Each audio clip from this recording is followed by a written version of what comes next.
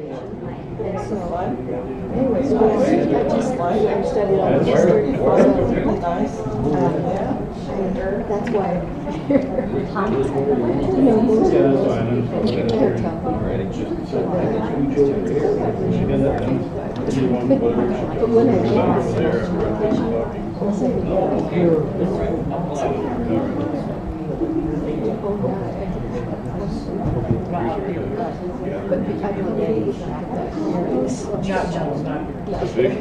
Since we don't have gathering music, Yeah, we're live. just ready to start whenever you want to start. Yeah, we're ready. Come, whoever you are, wanderer, worshiper, lover of leaving. Ours is no caravan of despair. Come, yet again, come. All right. So, welcome. Good morning. Welcome to the worship service of the Unitarian Universalist Church in Idaho Falls on this beautiful fall morning, October 15th. I am the Reverend Kevin Carson, and I'm pleased to welcome you to our special service this morning. Whoever you are, whatever joys, sorrows, and concerns you bring with you, whatever spiritual journey you're on, and however you identify, all are welcome here.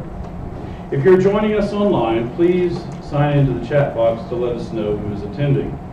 If you're visiting us today, please know that our service today will not be a typical Sunday service for us. We are joined this morning by our special guest, the Reverend Dennis McCarty, who will be performing his one-man musical, Servetus, the Radical Reformed Musical, about the life of Michael Servetus, who was one of the most fascinating people of the 16th century. The program will be longer than our regular services. About the 55-minute mark, there'll be about an 8 to 10 minute intermission, and then there'll be another 30 minutes or so before our coffee hour, so please keep that in mind. Before entering Unitarian Universalist ministry, Reverend Dennis McCarty wrote well-reviewed novels, plays, magazine articles, and many songs, and it is wonderful to have him with us here today. As Dennis describes the program you're about to experience, he created the Radical Reformed Musical several years ago and is once more taking it on the road as a one-person presentation of dramatic reading and original songs. The dozen songs in Servetus range from blues to jazz to rock and roll, even some unplugged heavy metal. He draws his musical inspiration from sources as various as Judas Priest, B.B. King, K-pop, or even walking the ancient streets of Hill Sainte-Geneviève near the University of Paris. But before we light our chalice and begin the program, we have a few announcements. First, I want to let you know that after the service, Dennis has some of his books for sale on the table under the painting. There's a sign-up sheet to gauge interest in having a communal Thanksgiving dinner at the church, and if you're interested in participating, put your name on the Are You Interested sheet. And Catherine, where is that located? It's under the painting. Okay, it's also under the painting over here. Also, if there are 9 people who would bring flowers for Sunday services, we can get a rotation started. See Catherine, Molly, or Victoria if you'd like to see fresh flowers on our Sundays. The Philosophical Society will meet on Wednesday, October 18th here at the church at 7 p.m. and please see our website for more details. And a reminder that our pledge drive is doing well but still ongoing, so if you haven't sent your pledge in yet, there is still time. Are there any other announcements? All right. And before we light the chalice, I want to acknowledge that many of us are feeling anguish, anger, and frustration about the tragedy unfolding in Israel-Palestine and Gaza right now. Every day brings new violence and suffering with no end in sight. And I pray that the conflict won't expand, become another regional war. Next week, I'll be speaking much more about this. But if you feel the need to talk to someone this morning, please speak with me during the coffee hour after the service. I invite Dennis to light our chalice as I read the words this morning. The words from our reading are from Christine Robinson. We gather this hour as a people of faith with joys and sorrows, gifts and needs. We light this beacon of hope, sign of our quest for truth and meaning, in celebration of the life we share together. I'll turn it over to Dennis.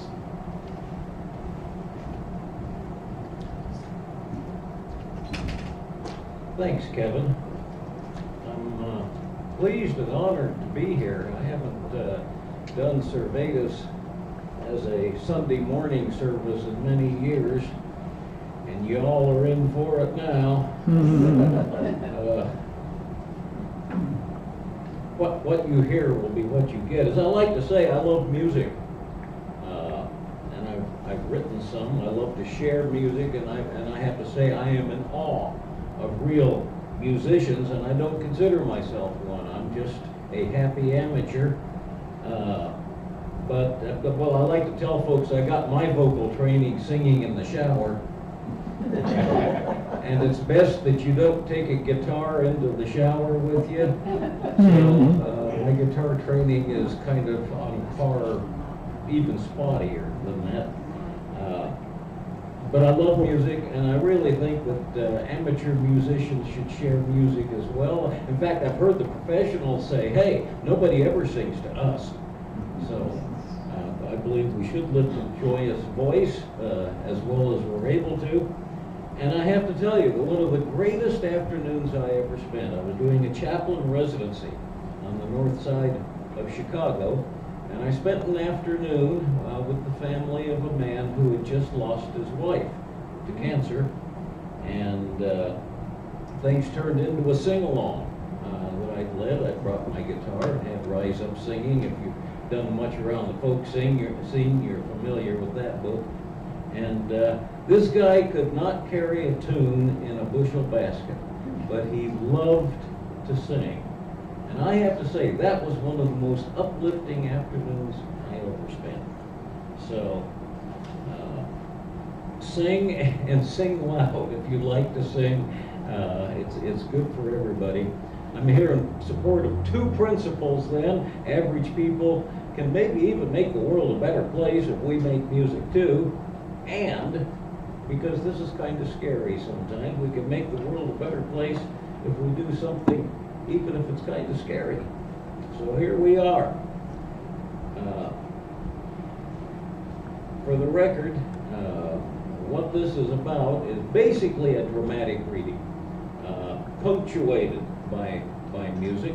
And then afterward, during coffee hour, if you're so inclined, I'd be happy to discuss some of the historical facts behind this piece and some of the issues it raises.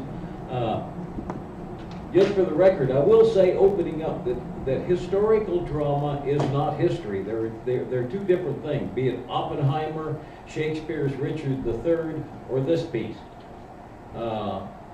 Historians work to try to understand what happened in the past and what that meant going forward. Dramatists really are using history as a vehicle to examine issues in the present. And again, that applies to Oppenheimer, it applies to Shakespeare, and it applies to me. I don't claim to be the equal of those pieces, but the principle holds. And I also have to say that the tragedy, the horror that's unfolding in the Middle East is not unrelated to what goes on in this piece and what happened in the Protestant Reformation. People have been using religion as an excuse for atrocity for a very long time, many centuries. I'll also say, in this era of high-tech entertainment, this is going to be a very low-tech morning. No AI, no fireworks, no computer graphics, but the life and death of Michael Servetus. He was born in 1511, and he was burned at the stake in 1553. Really is an untapped gold mine of fascinating historical drama. 5 centuries ago, Michael Servetus was a brilliant scholar in languages, letters, geography, the sciences, medicine, and in fact, until quite recently, more of his books were held by medical schools around the world than by religious schools. I know because I looked for him. But of course, we remember him best as a religious scholar. And I will add that we probably, I'm sure we have every variety of belief and non-belief here. Non-theistic Christians, theistic non-Christians, atheists, agnostic, you name it. I came out as an atheist several years ago, but this play is not about me, and it's not about you. Servetus and the circles in which he moved were theistic Christian. And ironically, Michael Servetus was not Unitarian. He was not Unitarian Christian. He believed in the Christian Trinity, Father, Son, and Holy Spirit, although in an unorthodox way.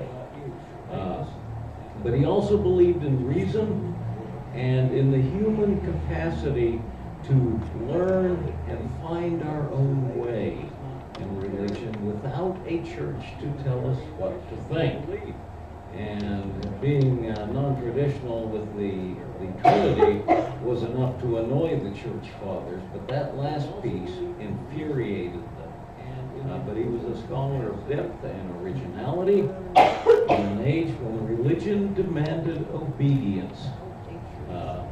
The Renaissance and the Reformation were a time of great achievement in innovation in science and the arts. But it was also a time of great danger when it came to religion.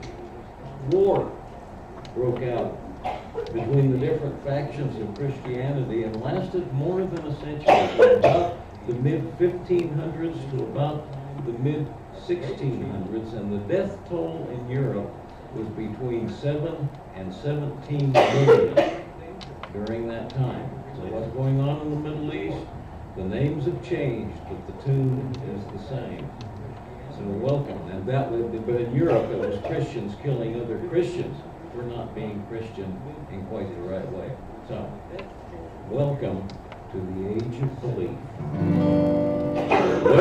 Welcome, welcome, welcome.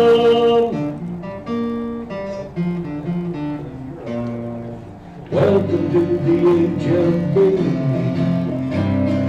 Welcome to the age of belief. Welcome to the age of belief. Welcome to the age of belief. God is in his heaven and the world is right underneath the eyes of Holy Father. God is in his heaven and the world is right, except that is unless you're Martin Luther.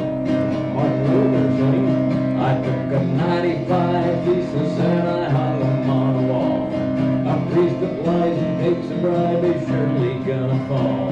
Degrading old St. Peter's thrown into a toilet seat. So how you gonna save your soul? You got to save your soul. Oh, you got to save your soul. Welcome to the age of belief. Welcome to the age of belief. Welcome to the age of belief. Welcome to the age of belief. God is in his heaven and the world is right. And if you're good enough, you'll go there with him. God is in his heaven and the world is right. Except that is unless you're John Calvin. John Calvin saying, we got a big problem, baby, cause you know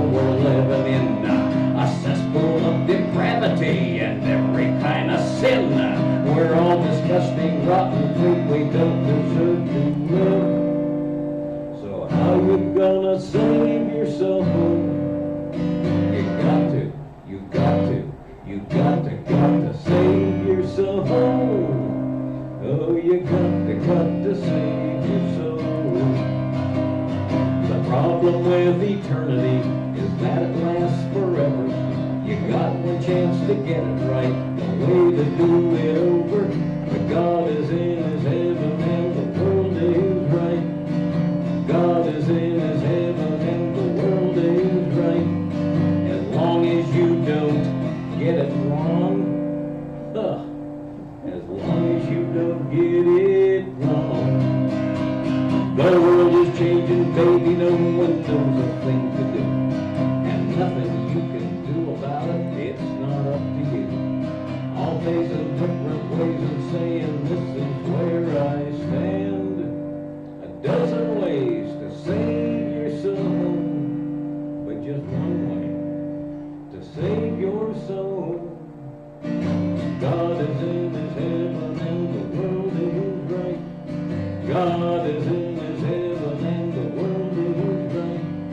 As long as you don't get it wrong.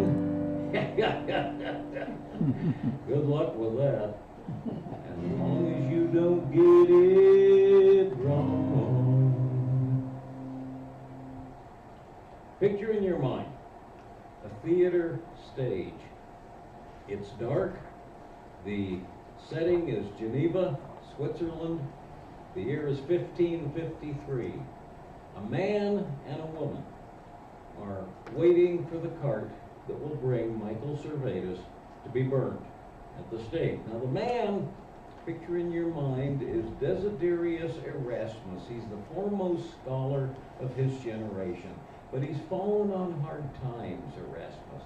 He was booted out of his teaching post at the University of Basel like a pretty woman flicking off a dog tick. His crime was to call for religious tolerance. This is the Reformation.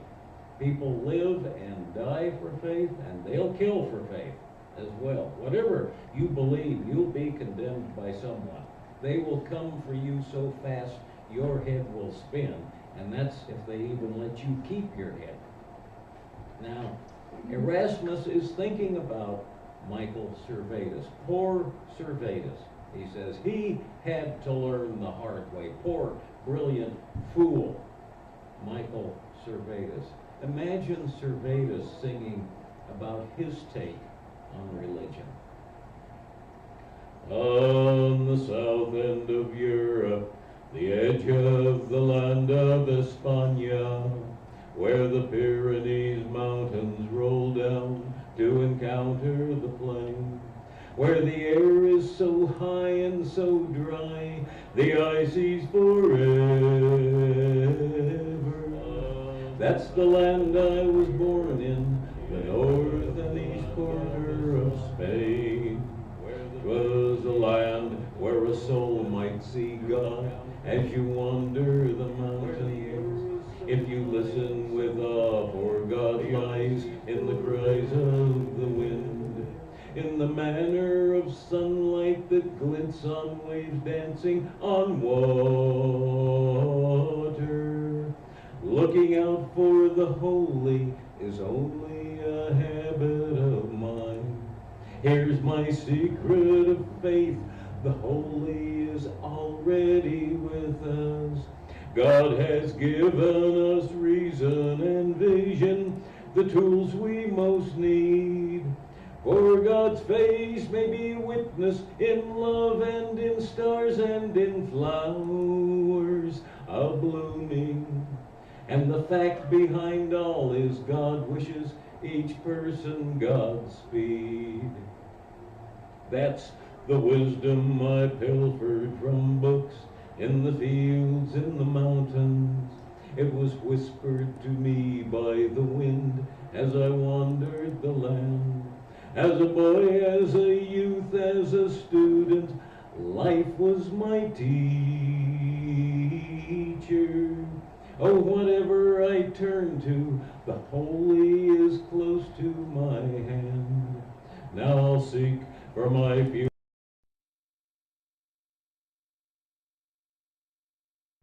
Souls become pregnant with faith, with the truth that I see. And I'm certain if I share my vision,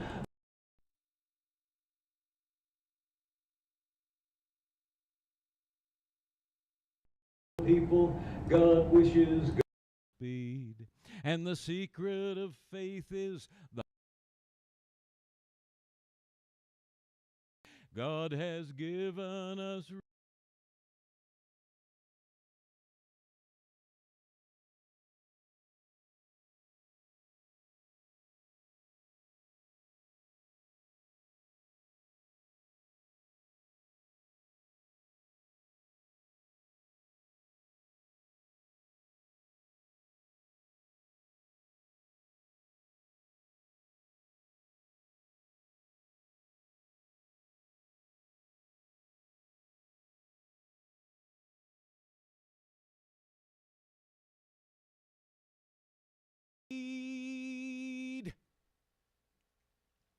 And Erasmus says to us,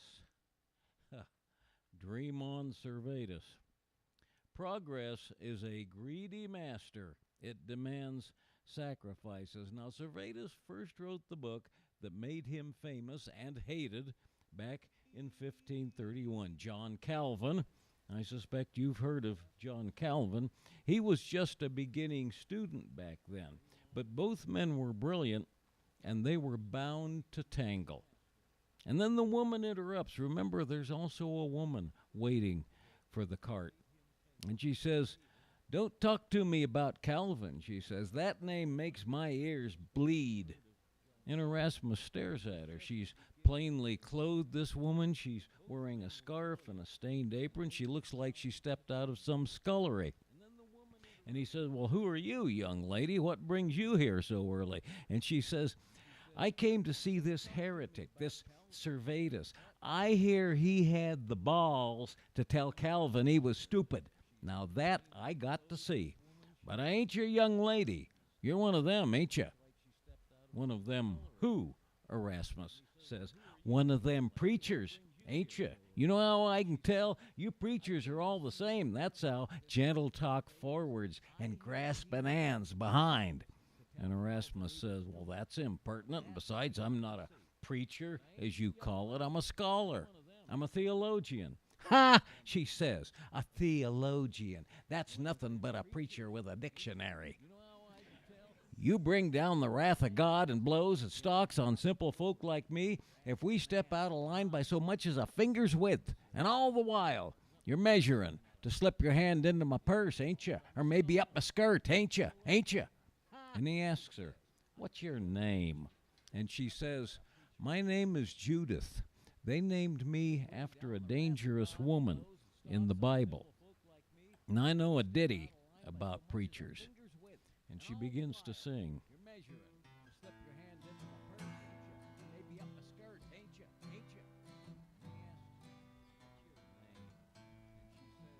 "Preachers say," she sings, "that a woman's a delicate flower, a petal to drift on the word of the church.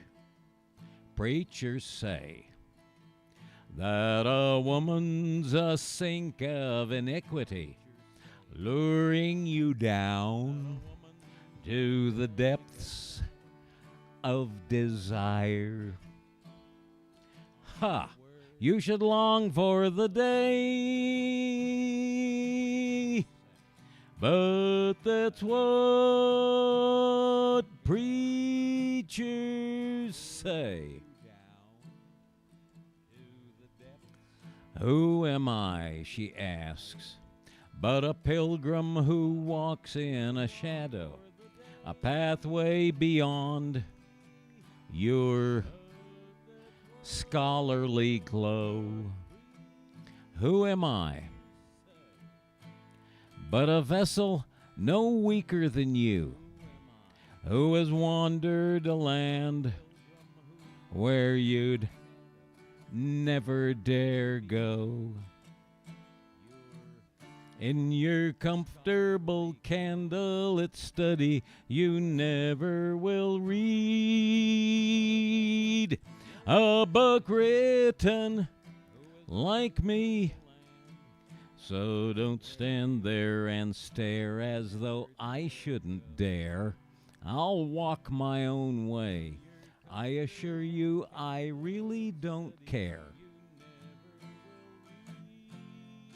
what preachers say. Preachers say, she sings, that I ought to be soft and obedient, follow the rules that are written, of course, by them. Preachers say, if I fall, it's a failure in me, and whatever he does, it's still my weakness and sin. But I know who I am at the end of the day. Swallow this with your dram, that I don't give a good tinker's damn what preachers say.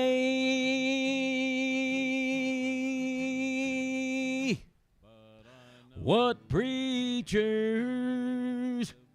say.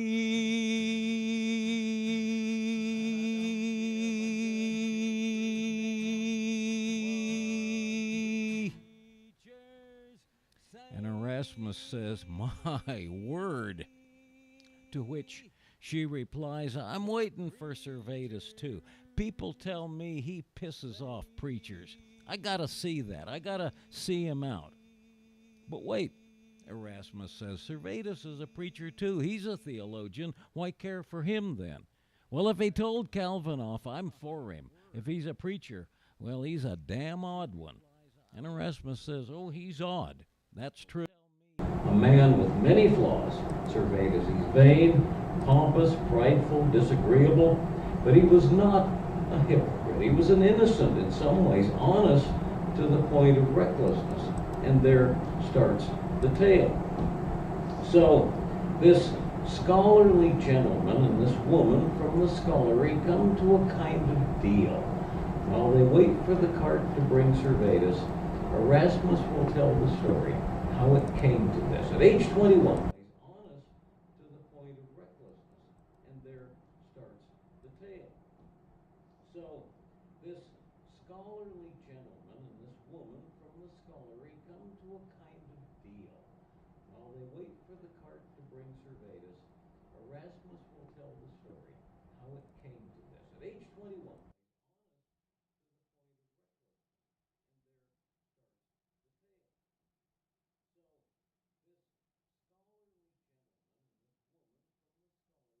church fathers of every branch of Christianity, there could not be a fouler blasphemy than that.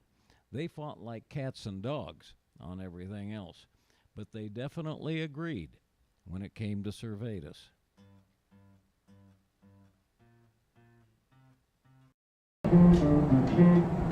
it's heresy. Some troublemaker would print such a thing. It's heresy that he would even tell the world his name. It's heresy. He ought to be dismembered limb from limb. This awful, awful, awful man. Well, what could Servetus say to a reaction like that?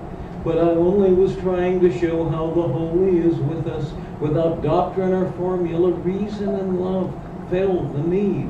All the answers we seek may be found in a quest, in the searching for wisdom.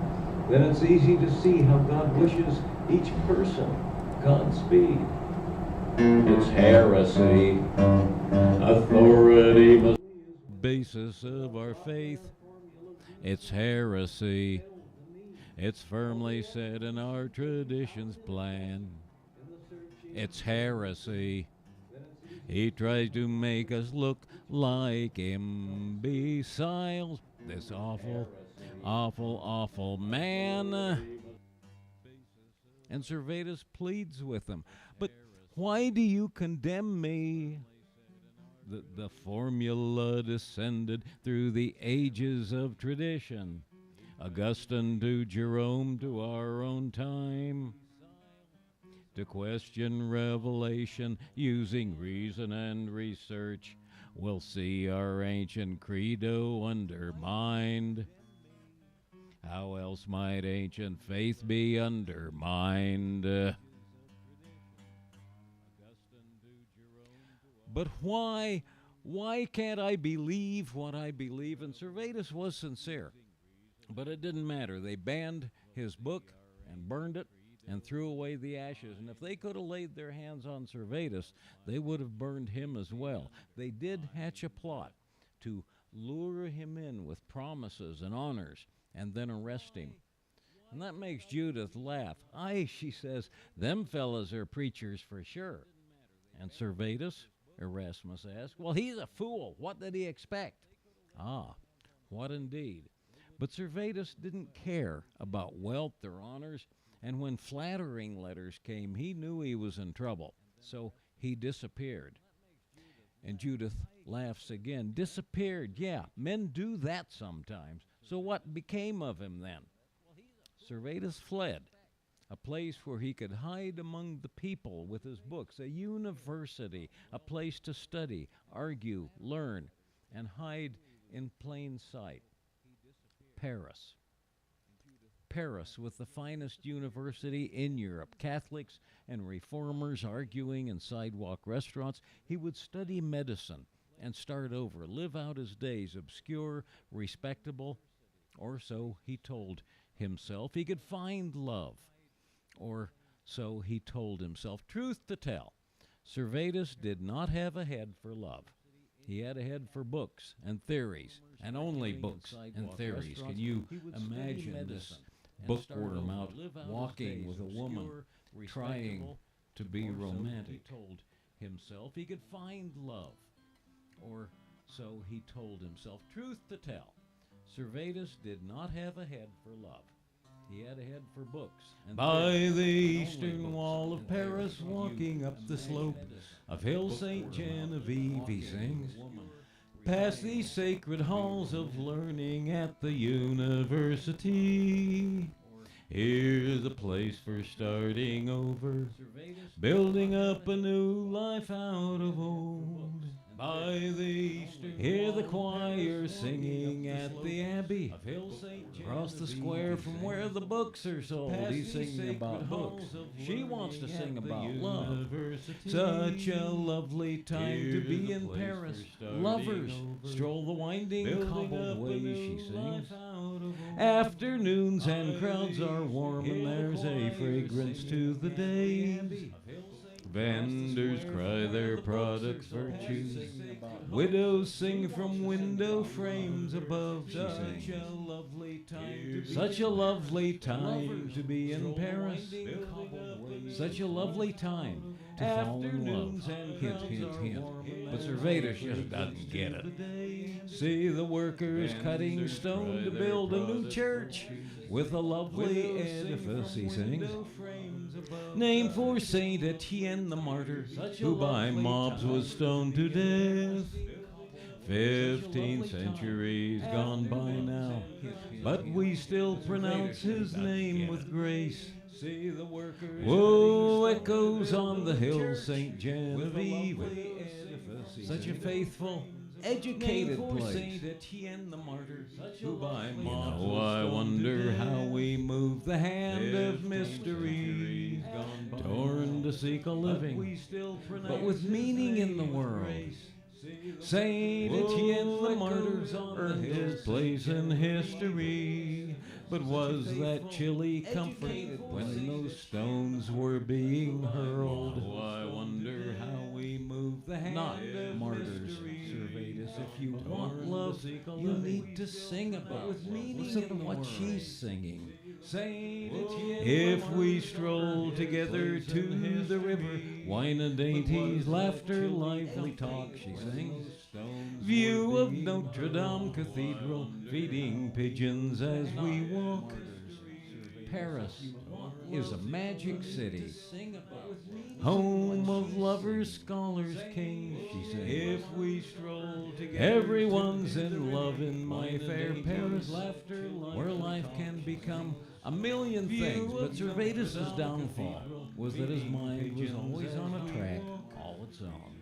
Paris Still I'll seek my fortune here, where heart and mind can share a fond embrace, he sang. I will lose myself in Paris. I feel summoned to this place, Paris, where the world all gathers, intellects discuss, and find Still I'll seek my fortune here, where heart and mind can share a fond embrace, he sang. I will lose myself in Paris.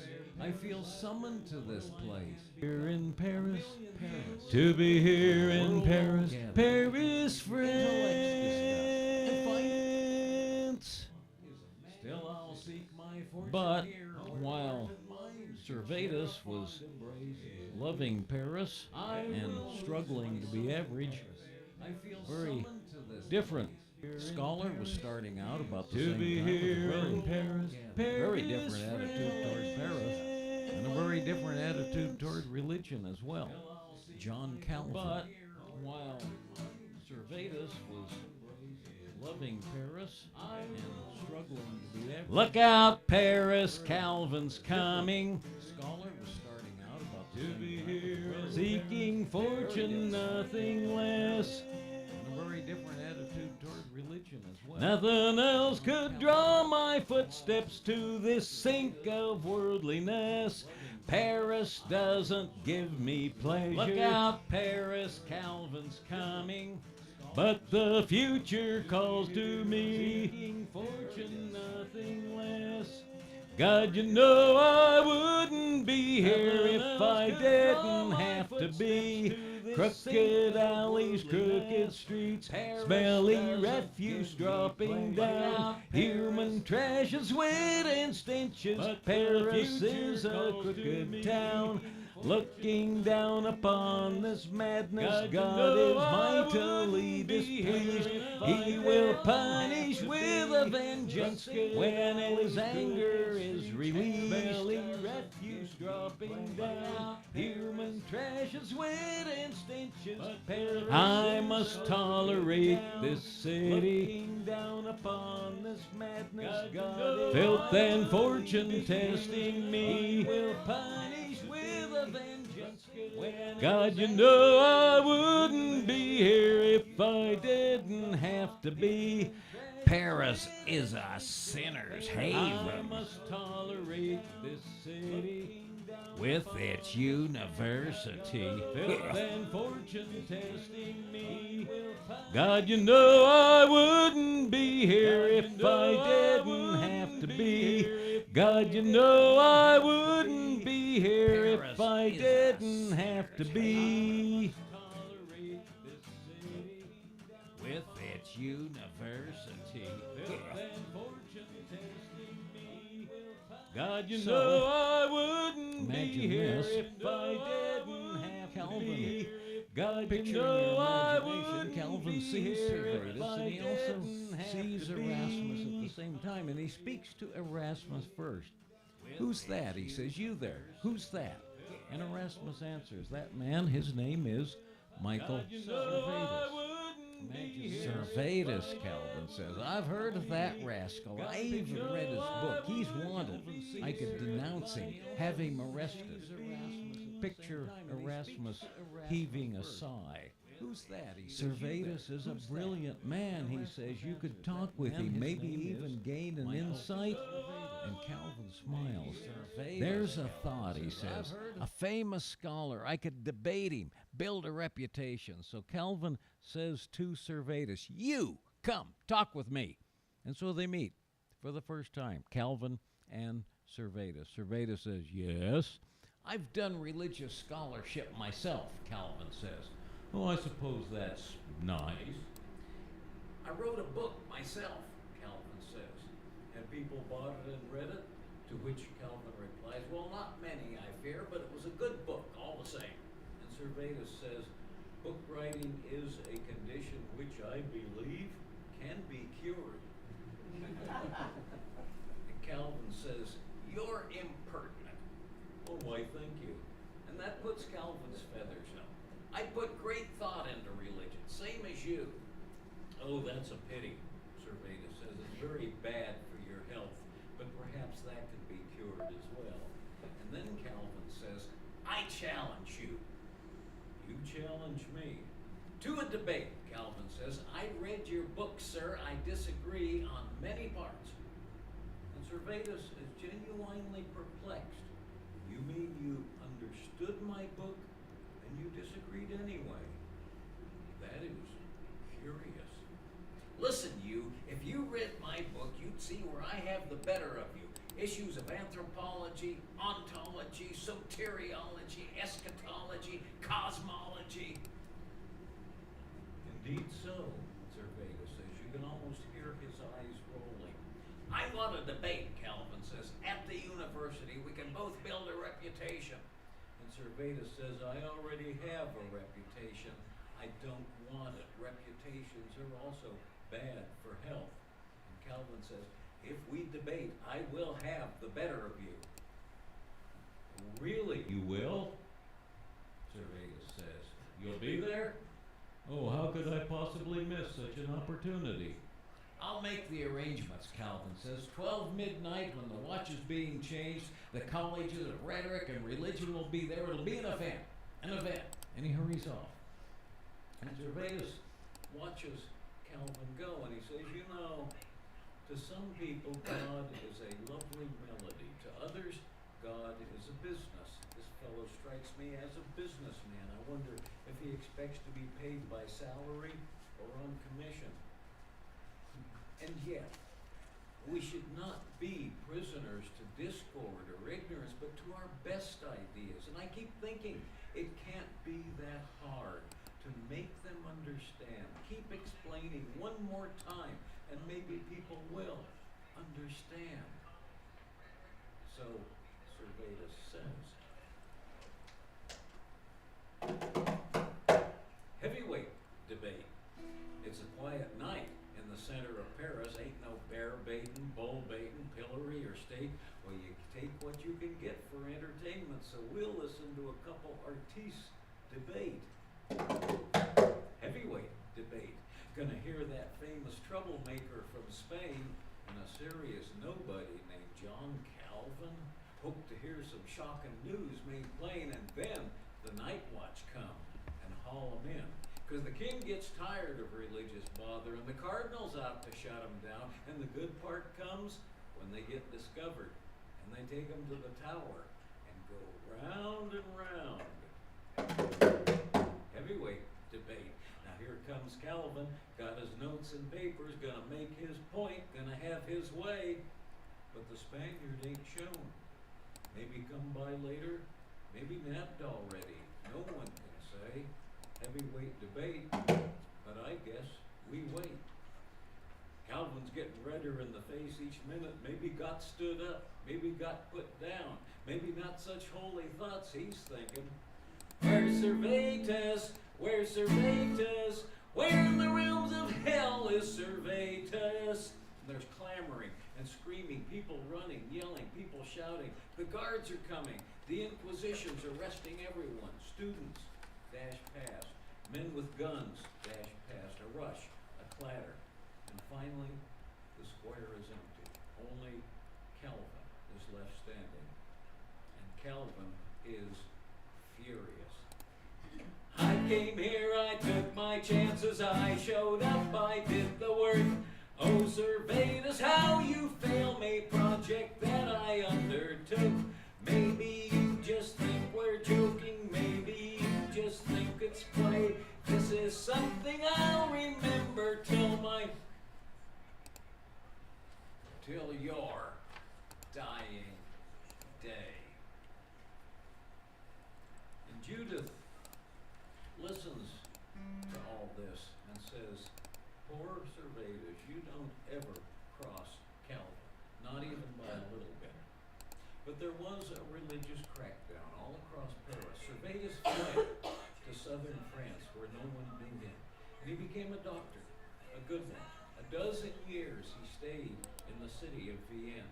He had important townsfolk as his friends and patients. He became comfortable and wealthy. And Judith says, I bet Calvin ran out of Paris too, didn't he? Showed a clean pair of heels, didn't he? And Erasmus gazes at her and says, you speak as though you know Calvin. I know more than I want to, she says. I know men in general, prickly men are, and full of trouble. Now you're a rounder sort, but Calvin, he's a sharp prick. Dear girl, Erasmus says, you have a wicked wit. Wicked, she says, me? Not likely. I'm just compensating for my naturally tender nature. Now you're a kindly seaman fellow, so I don't mind your talking. That is the key to getting along with men, you know. You got to love their talking. So go on, tell me all about Calvin. I promise to pretend to listen. My word, Erasmus says, but very well. Calvin fled to Basel, Switzerland, a place of scholars. I once taught there myself in better times. Yes, she says, they drove you out for being tolerant. But Calvin fit right in, I trust. He did. He's no fool, Calvin. Yes, Judith says, he's a regular quicken. More's the pity.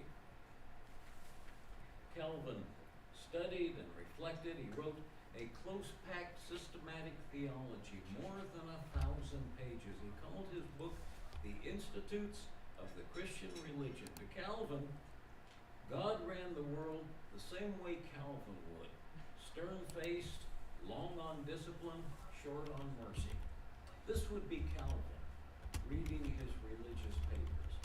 Words to describe God: unique, living, true, infinite, perfect, pure, invisible, immense, eternal, incomprehensible, almighty, most wise, most holy, most free, most absolute, most righteous, most glorious, gracious, merciful, long-suffering, and most terrible in his judgments.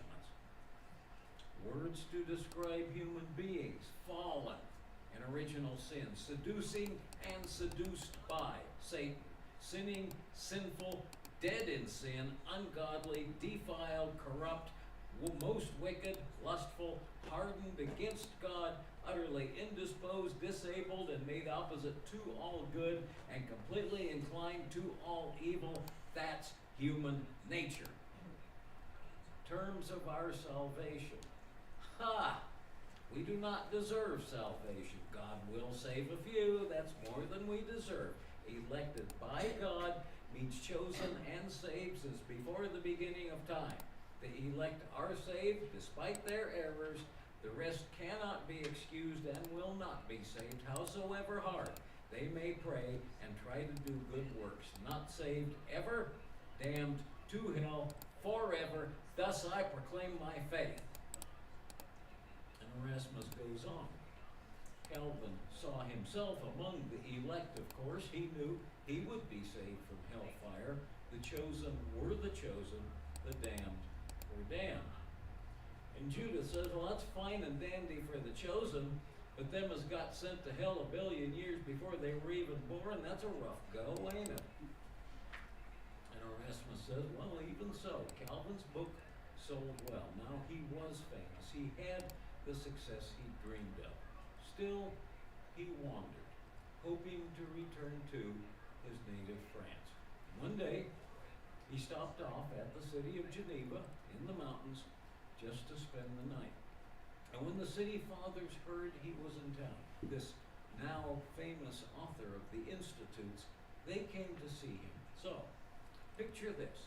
William Farel, leader of Geneva's Protestants, comes to Calvin, courts him like a gentleman in pursuit of his lady love. Farel says, as leader of our city council, Calvin, it's well known that you're a cut above, and managing our city is a job you're worthy of. We're willing to provide you anything that you might need. And Calvin replies, gentlemen, you must be careful if you plead this way to me. I will think about your offer, but my help will not come free. Your money won't impress me. If you really want my aid, you will pass the laws I ask for. God's the piper, you must pay. And Calvin insisted that they make him virtual dictator of Geneva. To which Judith replies, didn't they even understand? They sold their freedom to that man for a mess of pottage. Except they didn't even get to keep the pottage. They gave that to him as well. And Erasmus replies, well, no matter, Calvin had a fine administrative mind. He brought good order to a rowdy town. Strict he was, but he made Geneva well behaved and quiet, to the point that his health began to fail. He was working so hard. He lost weight and became quite ill. And Farel knew they had to see to Calvin's health, so Farel proposed. Calvin should marry, Farel said. And Calvin replied, nonsense. I got no time for women. They're distracting, they're infirm, they're full of sin, they cost too much. Without a fair return, I'm happy with my candle and my papers and my pen, so you can show yourself the door and do not ask again. But Farel was persuasive. We found a proper widow with a child in tow, he told Calvin. Fastidious, obedient, she's really worth a throw. She'll cook and clean and sew and love you. It'll only take a vow. You will surely thank me later if you tie the knot right now. So it was done. Idelette de Burr, the widow's name was. And can you picture the wedding? But as Erasmus speaks, he sees such a look on Judith's face. Imagine this, Judith as one of the wedding party, but years younger. Judith was that little girl. Judith was the daughter of the widow, Idelette de Burr, with flowers in her hair and flowers in her hands. And suddenly Erasmus understands, as you must understand, that Judith de Burr knows Calvin because she is Calvin's stepdaughter. At the wedding, this little girl's face is tense. She's still grieving her father's death. But no matter, Farel goes with Calvin and Idelette de Burr and Judith before the judge. Who now brings this woman to this marriage? Who now gives her hand unto this man? And Farel answers, the woman's husband died of plague 2 years gone by, he says. The girl is 11 years old. With the husband's expiration, mother and daughter are both wards of the state. The council and the city of Geneva have assigned this woman to be married to this man, and the girl to be dependent of the union. Very well, the judge says.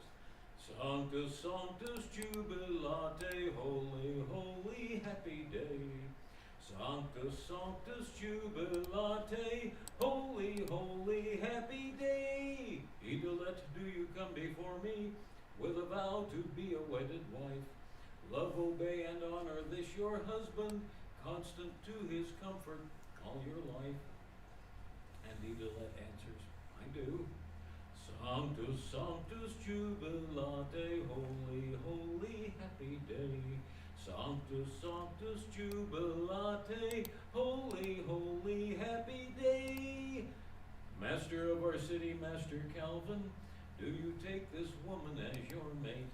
Guard her, guide her, share with her your bounty, have her, hold her unto heaven's gate. And they wait for an answer. Calvin is plainly uncomfortable with this, but finally he says, I do. By the powers given by our council, by Almighty God who reigns above, I pronounce you well and duly married. May God bless your consummated love. Celebrate the sanctity of love. Celebrate the sanctity of love. Our God is love. And William Farel says, congratulations, Calvin, we've made you a happy man. May you have a warm night of it. And everyone laughs, the whole wedding party except for Calvin. A person with a bag over their head could see his discomfort. And they walk on, laughing, cheering, throwing flowers and rice, except for Calvin. And as they walk away, the little girl, Judith, is left singing to herself.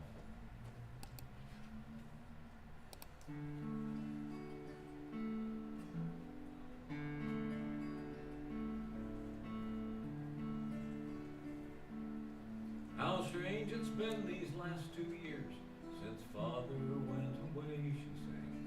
Don't know exactly where he went, they don't exactly say.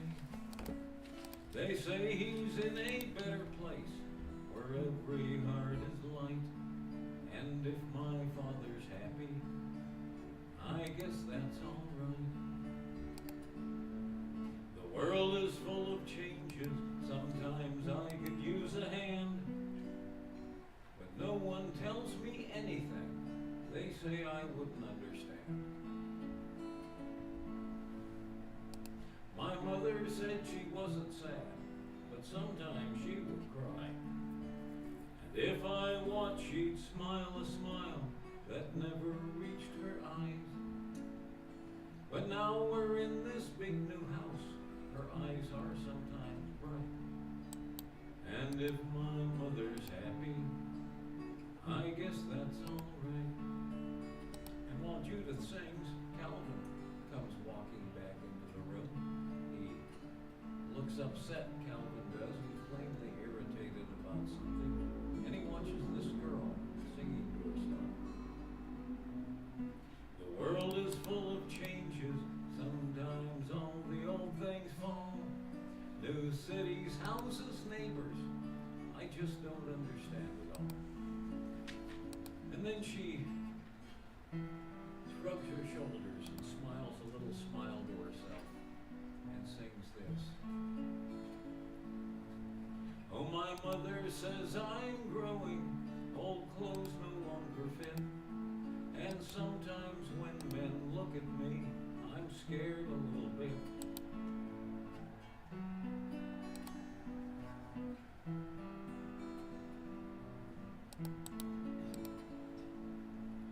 Oh, I don't know about the future, but I hope the future's bright.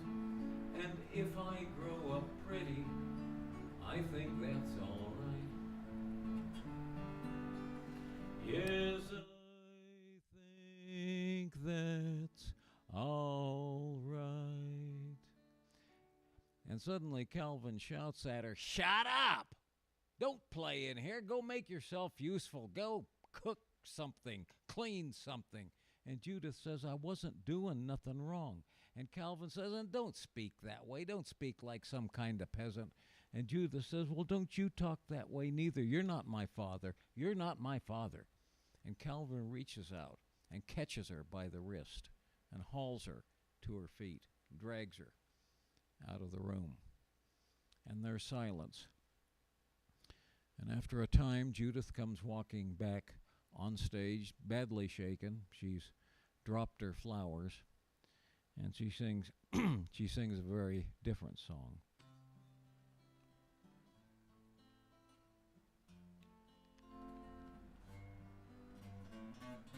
There's plenty of mysteries in this world I'll never know, she sings. Like why does the rain blow in off the sullen sea? Why is there lightning? Why do lambs die in the snow? How could you do that to me? I don't even know you. You're a stranger in my life, she sings. I never done nothing for to cause you misery. I just wanna hide somewhere, maybe just curl up and die. How could you do that to me? I'll never go back, I'll never go back, or trust you again, and you'll never mean nothing to me. I'd rather be cold, and sleep in the rain, How could you do that? How could you do that? How could you do that to me? There's bigger misfortunes in this world, so I heard tell, she sings. There's war and disaster, sickness, plague, calamity. I don't know how many ways there are to live in hell. How could you do that to me? I'll never go back or trust you again. And you'll never, no never, no never mean nothing to me. I'd rather eat dirt or sleep out in the rain. How could you do that? How could you do that? How could you do that to me? And the lights go down, and we'll have a short intermission.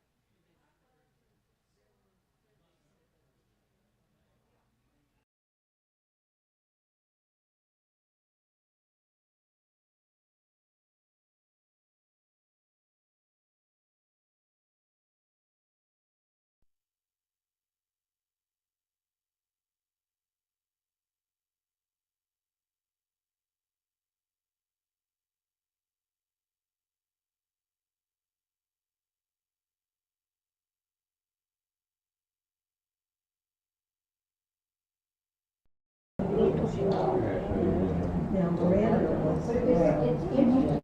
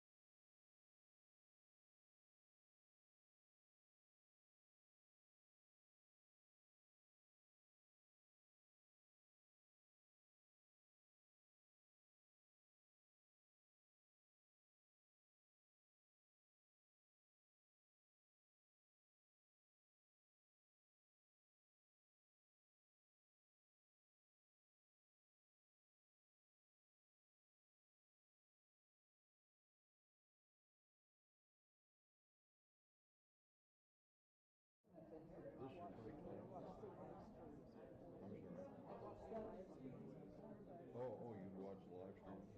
Okay, so you know this is not Where did normal. you put the WD-40? Oh, that was mine. I just had it. Well, But I mean, where did you put it on the lock? Oh, I just squirted it right into where the key goes. Oh, really? On the outside door? Yeah. Okay, because we don't have a key for that, do we? The key that opens the door in the back to go down the stairs Right. is the same one that opens this one. Okay. So if you have a key that opens that back door, it should open that one And down. Bill just made this. This is a back door and, okay, good. Should open both. Okay, because he said to me, where did he put it? I was like, I don't know, but it works. Thank you for doing that. Oh yeah, no problem. No, it was just mine, and I just tossed it in the car, and then Yeah, yeah. so there might be some here somewhere, but I don't know. It wouldn't hurt to have some here Yeah. because, It's pretty you know, useful. this door lock sticks. Yeah. So, yeah, I thought I had WD-40, but I must have used the last one. Because when you said that, I went and looked. I have silicone, whatever. Yeah. But I don't have WD-40, so I need to get some. But Yeah. a little bit. The trick is keeping it in the place where you remember that you put it, you know, like I might put it Yeah. downstairs and then it moves. Yeah. Okay. But I suppose you could put a sign, leave this right here. Please return this. So what are you thinking about this? Well, I'm really enjoying it. Our audio on this is so screwed up. I don't have any way to monitor, so I can't tell what it sounds like. And so I got my phone out and was listening to it on the phone, and it's like, well, that doesn't sound right. And the whole thing is like, nothing sounds right at all. And I keep messing with stuff here, trying to get it back where I am, and I'm not having enough out of it. And of course, it's making a mess of the recording of this. That's really cool. Yeah. I mean, you'd think that we could have figured that. I don't know. Yeah, well, I think the biggest problem is that we don't have any way here of listening to the audio. The only way we can do it, I can plug in earphones, but then that disrupts what's going on here. In other words, it diverts some of the signal that would otherwise be going out to YouTube. Okay. So when I plug in headphones, that's not really what it sounds like. You can't have the headphones plugged in and have your audio feed stay the same. Because I mean, I think that's pretty. I mean, you hear music. I've seen videos of musicians and they're singing, but they can hear what they're saying. Okay, I can be quiet.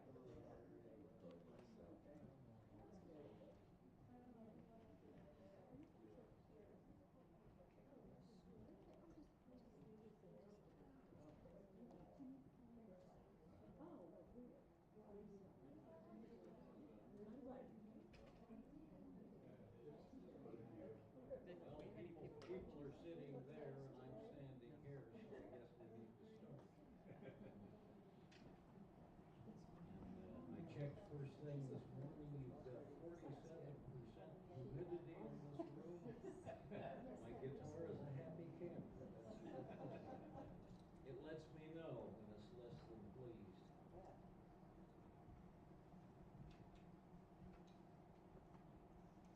So we begin the second act. The lights go back up, and the man and the woman are still standing in the middle of the stage. And now Erasmus knows what makes Judith so sharp and hard. Good Lord, he says, I had no idea. And Judith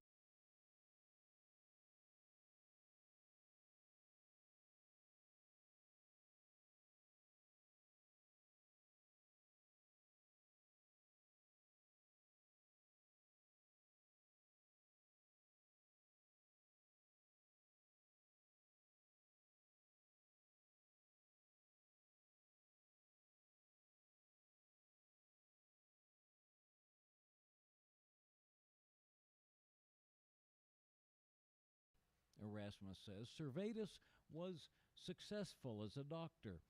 More than a decade went by, and he had wealthy friends and clients, but where Calvin's name now echoed around the world, Servetus had been forgotten, and he became a restless man, and then a publisher retained him to edit some forgotten treatise by some ancient scholar, and that changed everything. After 20 long years of my vision kept under a blanket, a publisher asked me to edit the latest revision of Ptolemy. One thing can lead to another. One thing can lead to another. One thing can lead to another. No end, even more than a woman to love an idea. You never get past that effect. And the truth deserves respect. Respect and affection. But one thing can lead to another. One thing can lead to another. Only stones remain silent when a notion of God calls the heart out. Who'll say it if I don't?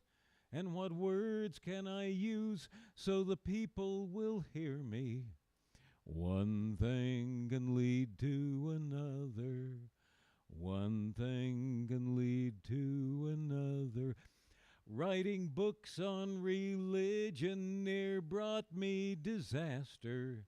I'm comfortable now and I'm safe. But a vision of truth is a merciless master, or else I'm too willing a slave. Heaven help me! One thing can lead to another. One thing can lead to another. One thing can lead to another without end. Servetus had the finest scholastic mind in Europe and passionate interest in religion. Before you knew it, he wrote a letter and then another letter to Calvin. And Judith says, good God, that's lunacy. He didn't understand Calvin then, did he? No. Servetus loved his study and his reason and his logic and his theory, but to Calvin, reason was just a tool of Satan. Their letters were polite enough at first, but their correspondence soon soured. Picture Calvin saying, we are depraved, and Servetus says, respectable. Depraved, perfectible. God's light shines out from every human face. No, that's nonsense. People are no good. But if it's rightly understood, the Bible says we come from God, we're blessed. Servetus, all your ramblings give me little hope for your salvation, for it's plain that you are hopelessly insane. Calvin, Calvin, you are such a puerile a dope. Calvin was displeased. He almost burned Servetus's letters, but then he decided it would be more satisfying to burn the man himself. He sent a letter to his friend, William Farel. My dear Farel, etc., etc., I have been led to write to Servetus sharply, being minded to take him down a little in his presumption. There is no lesson he needs so much to learn as humility. Can you imagine what he did? He peppered me relentlessly with insolent questions about my work at theology, and at long last, I sent him a copy of my book, The Institutes of the Christian Religion, and told him that all the answers to his questions lay therein if he would but read it. Can you imagine what he did? He ran through my book like a drunken sailor through a shrine and wrote corrections and insolent comments in the margins in red pencil, like a teacher correcting a dim student's essays, and then he sent it back to me with scarcely a page free of his vomit. I shall make it a matter of conscience to devote myself to teaching him the humility he so lacks. I am determined, should he ever come to Geneva, that I would never suffer to let him get away alive. And Farel very much agreed. If Servetus comes to Geneva, we will end his raving. So I hope he does come here. Revelation is too fragile to be corrupted by such scholarly conceits.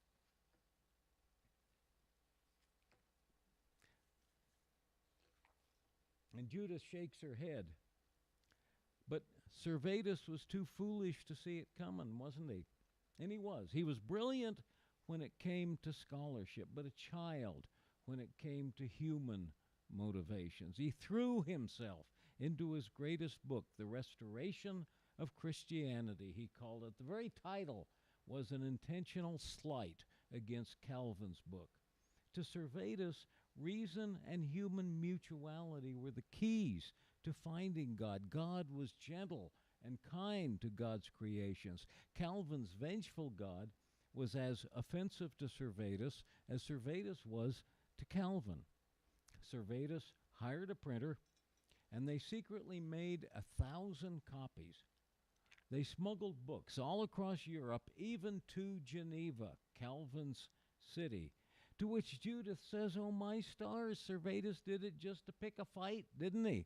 He knew his book would enrage the preachers, and he wanted Calvin to see it, didn't he?" And Erasmus says, well, Servetus lived in Catholic France, where Calvin was an outlaw. Servetus could tweak Calvin with impunity, or so he thought. So he thought, Judith says. Foolish, foolish man, Servetus. Nobody crosses Calvin. Calvin had condemned the Catholic Church for more than a decade. Now he had a letter written to the Inquisition to ask for their help. You tolerate among you a heretic who deserves to be burned. This man disgorges more villainies than you can think of. Please display a little of that zeal you are so proud of. Where is the enforcement of the law? Your office says it glorifies.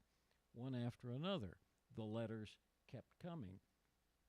The man I write of is a Spaniard named Michael Servetus. He practices medicine at Vienne. There he has published a most spiteful volume, but realizing that anyone might deny the authorship of printed words on paper, I now send you something even more to the point, 24 letters penned by Servetus himself. Smart of Calvin not to burn them, wasn't it?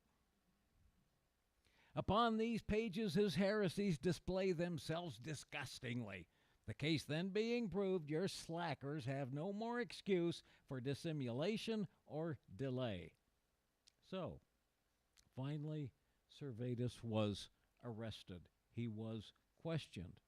But he had friends in power. Imprisonment was careless. Locks were left unlocked. and he slipped away. And once more, he had to disappear. All Europe knew him now. Authorities were hot on his trail. No one understands the reason he would take a road that led through Calvin's own city, Geneva. It's a cold Sunday morning, feels like I've been running forever, and now fortune finds me a-trying to follow a short road to freedom. It runs through the town of Geneva. Here I am in the town of Geneva, afraid in the town of Geneva. Ah me. And the watchman cries, first call for worship Sabbath morning. Let no person shirk his duty. Come to worship Sabbath morning. The pillory awaits all who fail to come to worship. What good did it do me to publish my faith and religion? I should have kept quiet, but now it's been done and I am where I am. For now just blend into Geneva. At sunset I'll flee from Geneva. At sunset I'll flee from Geneva. Ah me. And Servetus does try to blend into the crowd that's streaming toward the church. But cries go up, it's him! I see his face, the man, Servetus. It's his face. What? Where? Are you positive? God has given this awful man into our hand. Haul him away. Put him on trial. So Servetus was taken. Now, picture in your mind a crowded courtroom 1 month later. Comes before the court the matter of the heretic Servetus. All parties must understand that our statutes require both the accuser and the accused be held in custody until the charges are upheld and the accused is bound over for trial. Is the accused present? He is, Michael Servetus. And who brings the charge? Nicholas Fontaine, secretary to Master Calvin, which causes Judith to shout, "What?" She and Erasmus are both looking on, but this is symbolic. You need to use your imagination. They witness symbolically, but they are not seen or heard by the court, only by us, which frustrates Judith to no end. Fontaine ain't no secretary. He's not but a cook. He chopped onions for my mother.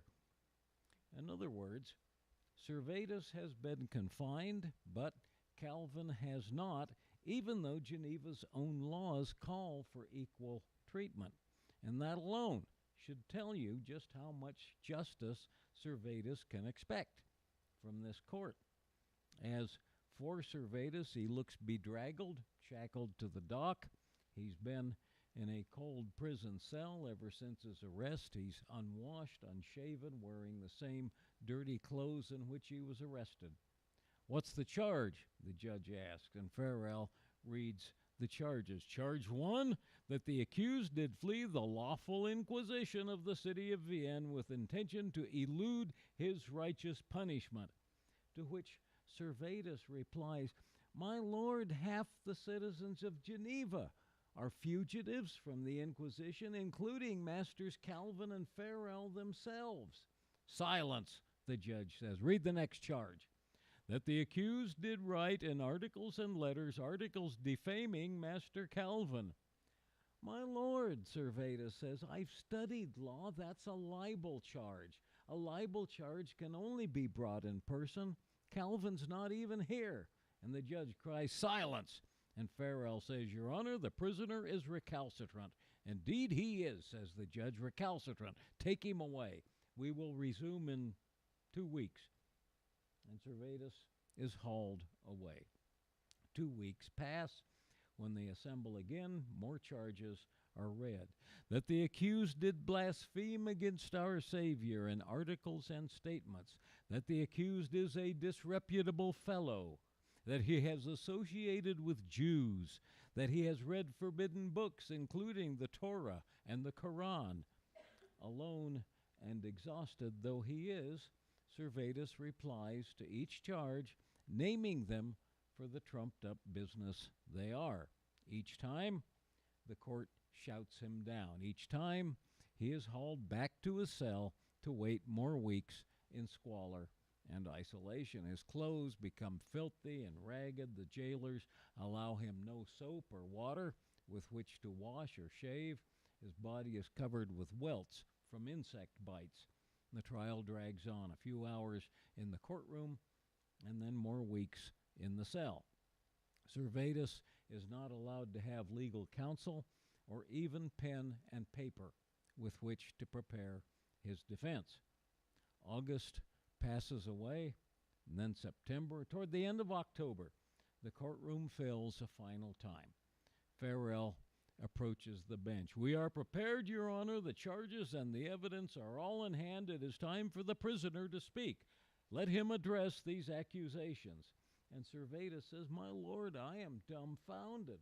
Months pass, and I'm not allowed to say a word, and now you demand that I speak?" "Yes, let the prisoner be compelled to speak. Do you plead guilty, sir?" "I've done no harm to any person in any place, and certainly not in Geneva." "Blasphemy is a criminal offense in any time or place." "That charge was laid, and I dispensed with it. To make an honest point of conscience is not blasphemy. I love God as much as any man alive. This whole proceeding is a farce." And Farrell says, "Your Honor, the prisoner insults the court. I bear letters from the city of Basel, from the city of Wittenberg, from the city of Vienne. They all agree the prisoner is a disreputable fellow.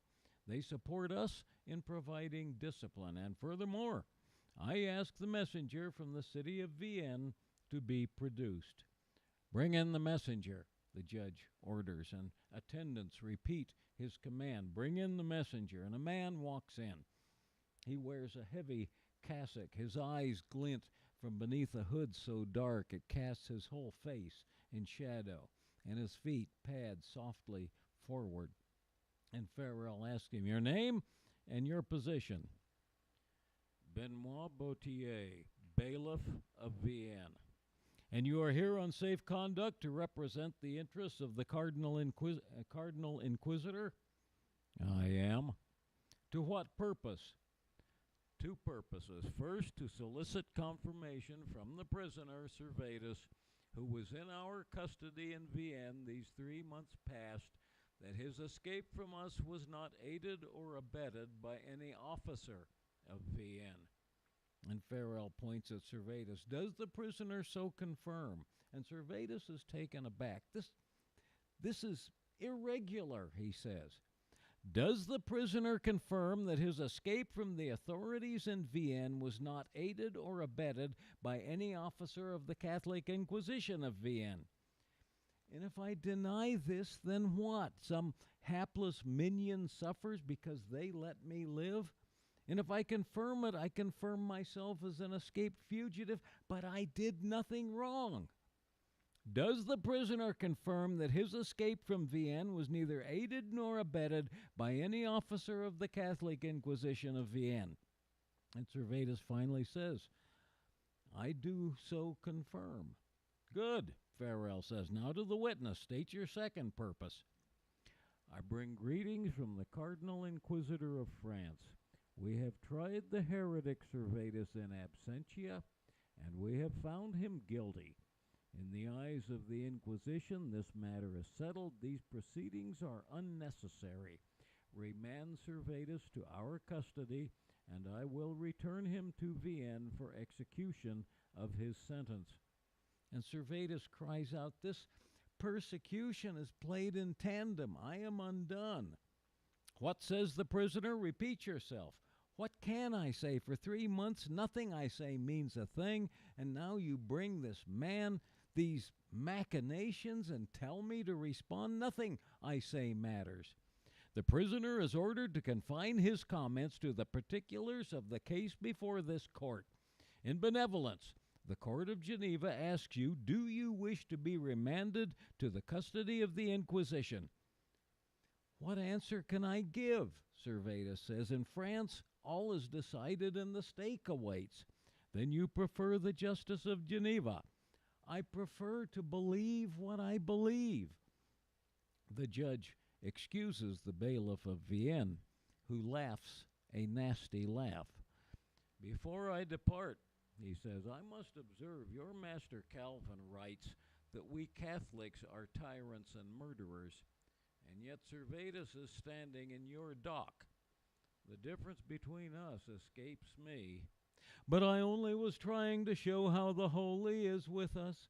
Without doctrine or formula, reason and love fill the need. All the answers we seek may be plainly discerned in the questing for wisdom, with truth for the finding. God wishes each person Godspeed.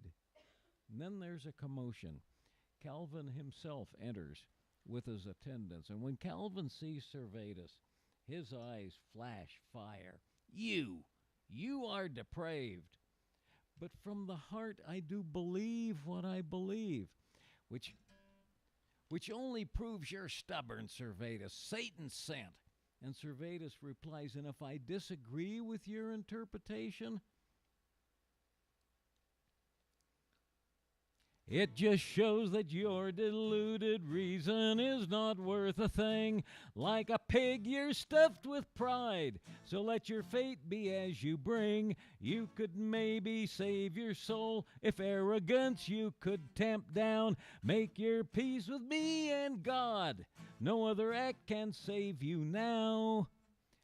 Calvin, 20 years gone by, you wanted to debate me. Then let us debate, but in scholarship, not oppression. You're a fool, Servetus. I don't need to debate. The court's with me. You are a monster, Calvin, rascal, beast, and ignorant.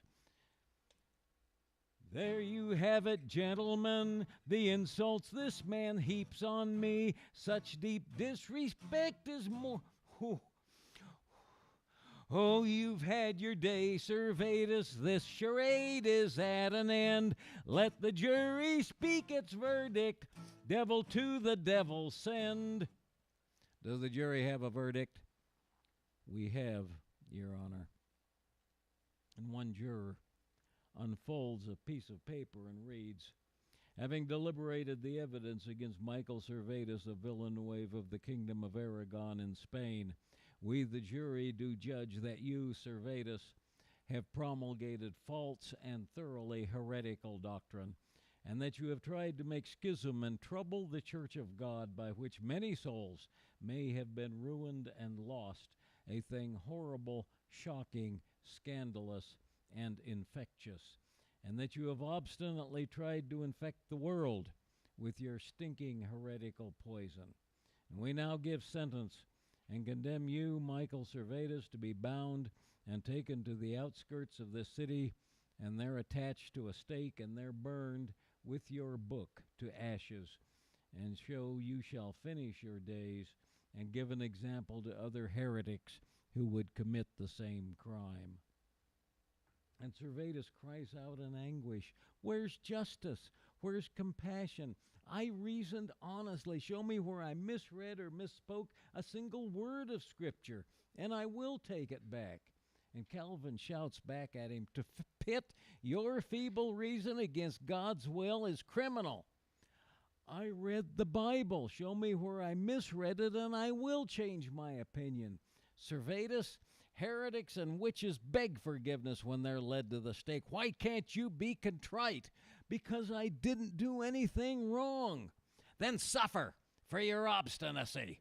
And the crowd rises from their seats. They haul Servetus from the dock to where the cart awaits. They throw rotten fruit and vegetables at him, smearing him from head to toe. Burn him! Burn the heretic! Out into the hostile morning they drag him over cobblestones and ruts and mud. Burn him! Burn the heretic! Burn for thoughts impolitic! And Servetus shouts back, show me a single passage I misread. Burn him! Burn the heretic! Burn for thoughts impolitic! Burn that sinner! Burn that fraud! Burn to please Almighty God! Servetus shouts again, I didn't do anything wrong. Burn! Commit him to the flame and burn to keep all thoughts the same. Burn him in the rising dawn and burn the ashes till they're gone. Burn that sinner, burn that fraud, burn to please Almighty God. Burn to please Almighty God, burn to please Almighty God. Jesus, Son of the eternal God, have mercy on my soul. And flames shoot to the sky, fountain of smoke and heat and screaming. The flames wrap Servetus about, and the crowd cheers. The blaze leaps high. Servetus disappears behind smoke and conflagration. And when the flames finally die back down, nothing is left. Calvin was not even there to watch. In the shadows at the edge of the stage, he says, if Servetus had just practiced humility, he could have saved his soul, if not his life. Well, God decided this 1 billion years before time began. And then, to Calvin's surprise, he sees Judith. And she says to him, that was a scabrous thing you did. He never meant harm to no one. And Calvin says, no, God decided it. Servetus broke God's law. I tried to save his soul at least, but he was arrogant. He was arrogant. And Judith says, I'd be a damn sight more convinced if you'd have charged him yourself or prosecuted himself, or for God's sake at least watched the burning yourself instead of setting others to do it for you. Blame it on God, why don't you? Blame it all onto God. And Calvin wags his finger at her and says, you were loose as a girl, and you're loose now. And she shouts after him, then he hurries away, and she shouts after him, that's a badge of honor coming from the likes of you. It broke my heart to see this. And Erasmus reaches toward her, a soothing touch, and he says, yes, and it's not the first time your heart's been broken, I'll be bound. And this time she does allow him to comfort her. She finally lets show the real pain behind her scoffer's mask, the heartbroken idealist who lives inside the cynic. Her disdain for religion only hid the longing for a world where people really live out the faith they proclaim. And she says in sorrow, burning those as disagrees with us, it don't help us. It don't give us what we say we want. It don't give us the world we say we want. And she begins to sing.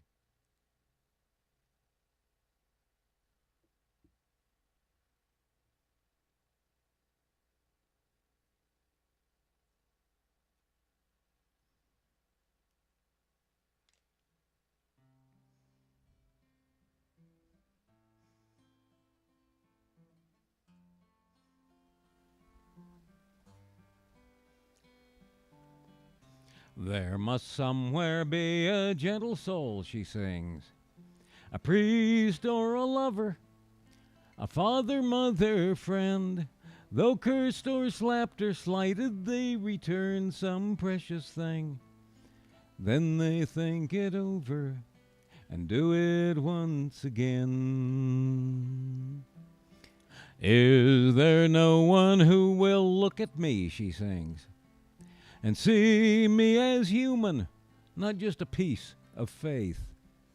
A person with a throbbing soul, with hopes and dreams and fears, and walk and talk together, and take the time to hear. I long to hope, but hoping isn't easy. It bears the breast to piercing and to grief and hate and pain. I long to love, but loving's such a fearful thing.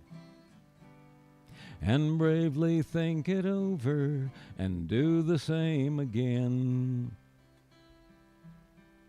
Will nobody look me in the eye, she sings, and see a person, not a thing, and not a threat to faith.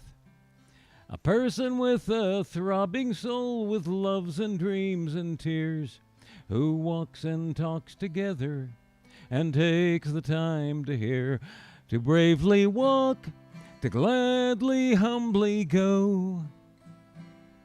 before the Lord without a sword or fortress round our faith. To look at life is long and deep, with much no person knows. To speak your peace with honesty, and hear my peace with grace. To speak your peace with honesty, and hear my peace with grace.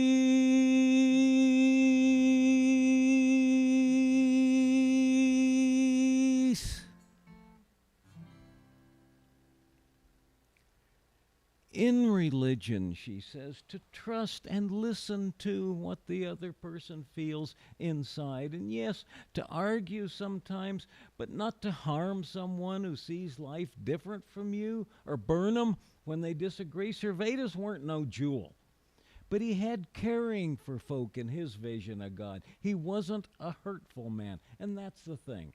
And he lost everything. Servetus lost everything. And I know a bit of that, to lose my joy and my place in the world. But Servetus had an idea, faith in every person, not just the ones who are just like us.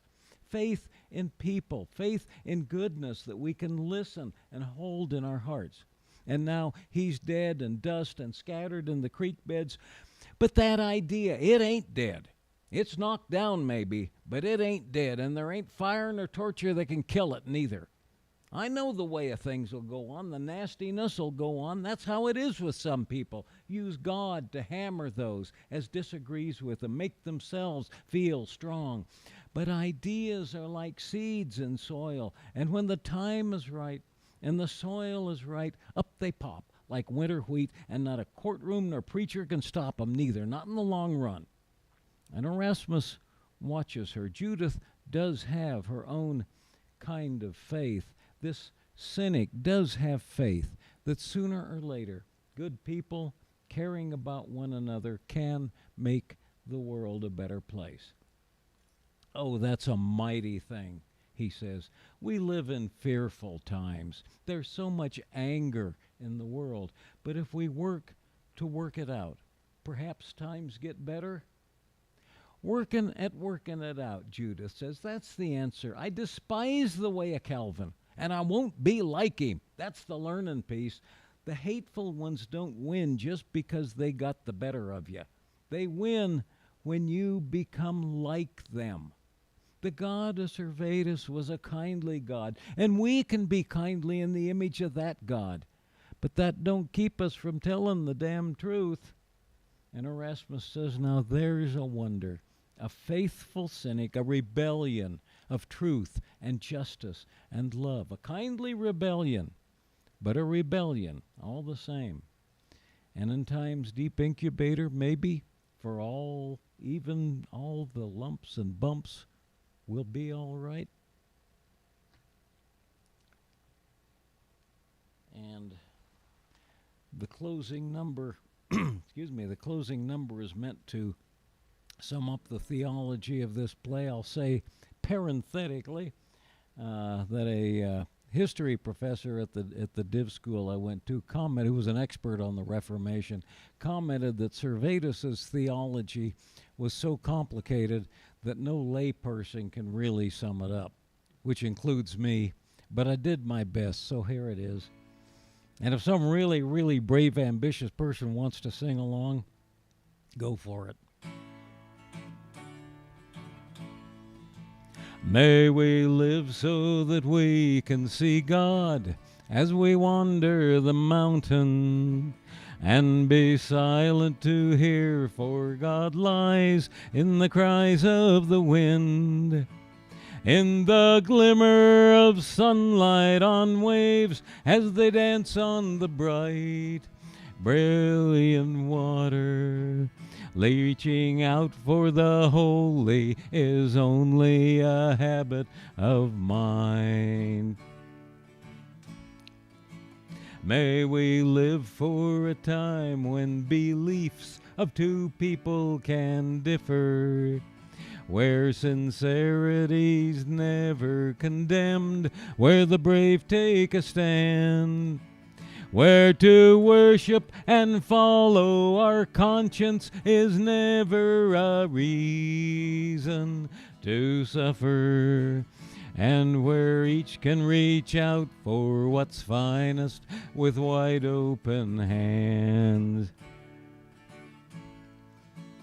There's a secret to faith that the Holy is already with us, that it dwells in all places, embraces us, gives what we need. And whatever God is, we will find it in love, stars, and flowers. In the joyful discovery, God wishes each person Godspeed. Let us seek for the future with God as our mother and father. Let our spirits be pregnant with faith, with the truth that we see. Let us go forth in hope and rejoicing, and then most of all, be we grateful with the power to love and be gentle. God wishes Godspeed. Yes, hang on to the secret, the Holy is already with us. We've been given each one of the tools that we ever will need. So look everywhere, look all about you, for there is abundance. In the joyful discovery, God wishes each person Godspeed. In the joyful discovery, God wishes each person Godspeed.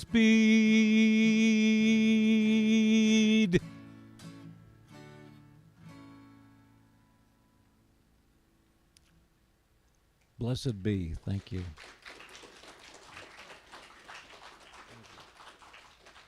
It's been an honor to do this. Thanks so much.